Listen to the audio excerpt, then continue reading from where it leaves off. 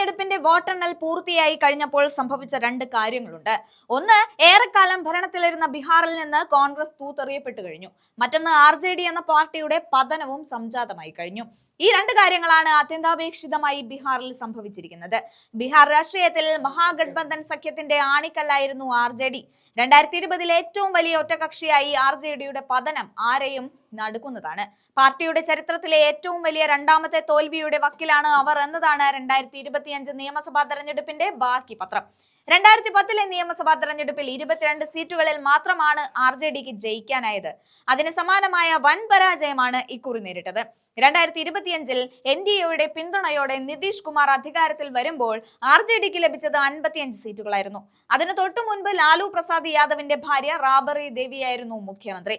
സർക്കാരിനെതിരെ ശക്തമായ ജനവികാരം ഉണ്ടായിരുന്ന അക്കാലത്ത് പോലും 50-ന് മുകളിൽ സീറ്റ് നേടാൻ RJDക്ക് കഴിഞ്ഞിരുന്നു.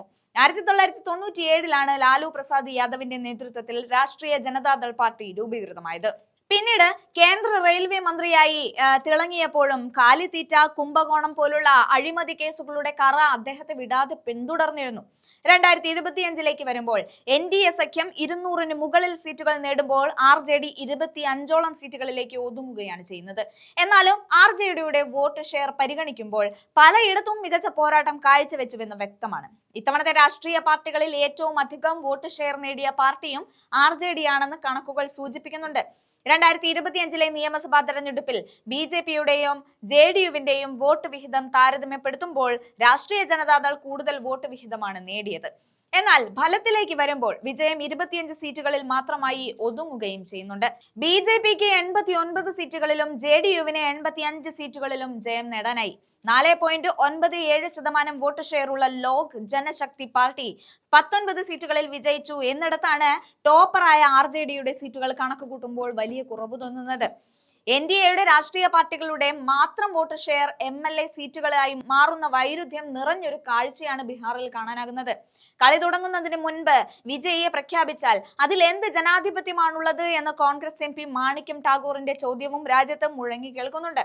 പ്രതിപക്ഷത്തെ 65 ലക്ഷം വോട്ടർമാരെ ഒഴിവാക്കിയാൽ തെരഞ്ഞെടുപ്പ് ഫലപ്രഖ്യാപനത്തിൽ എന്ത് അത്ഭുതം സംഭവിക്കാനാണെന്ന് മാണിക്യം ടാഗോർ Xലൂടെ ചോദ്യം ഉന്നയിച്ചിരുന്നു. ബീഹാറിൽ ഇഞ്ചോടിഞ്ച് പോരാട്ടം നടന്ന ഒട്ടുമിക്ക മണ്ഡലങ്ങളിലെയും ഈ ഉയർന്ന വോട്ട് ഷെയർ വിജയമായി മാറ്റിയെടുക്കാൻ കഴിയാതെ പോയിടത്താണ് തേജസ്വിയുടെ പാർട്ടി വൻ തിരിച്ചടി നേരിട്ടത്. അതിന് പിന്നാലെ കണക്കുകളിൽ വൈരുദ്ധ്യമുണ്ടെന്നത് തീർച്ചയാണ്. ഇനി പ്രതിപക്ഷം ആരോപിക്കുന്നത് പോലെ തെരഞ്ഞെടുപ്പ് കമ്മീഷനെ കൂട്ടുപിടിച്ച് കേന്ദ്രത്തിൽ ഭരണത്തിലിരിക്കുന്ന മുന്നണി അട്ടിമറി നടത്തിയോ എന്ന സംശയവും ഫലപ്പെടുന്നുണ്ട്.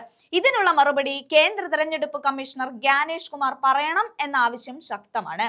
SIRന്റെ മറവിൽ ബീഹാറിലെ നിയമസഭാ തെരഞ്ഞെടുപ്പിൽ എത്രമാത്രം സുതാര്യമായിരുന്നു എന്ന് തെളിയിക്കേണ്ടത് അവരുടെ കൂടി ഉത്തരവാദിത്തമാണ് എന്നും പറയേണ്ടി വരും.